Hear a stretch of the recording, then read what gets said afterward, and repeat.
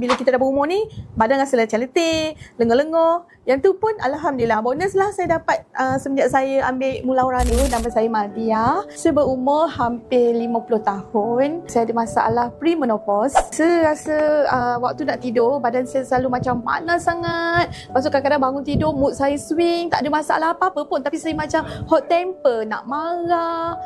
Yang tu lah sedang saya alami sekarang.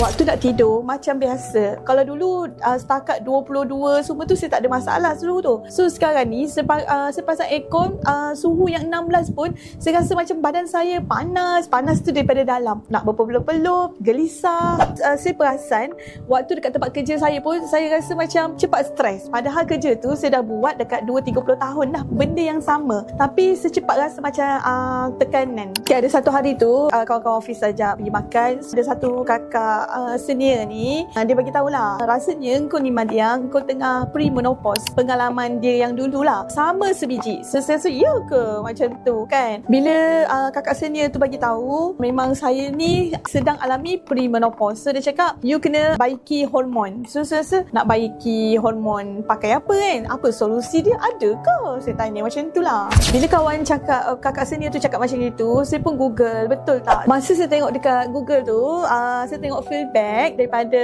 orang-orang yang membeli Mulaura ni. Dia cakap perubahan yang ketara lah selepas berbulan-bulan diorang amalkan. So dia dah tak ada jadi macam nak marah-marah, dah tak jadi stres. Dia rasa macam teratur balik semula perlahan-lahan. Lepas saya guna Mulaura ni dalam sebulan setengah macam tu, yang pertama dulu saya rasa badan saya macam panas.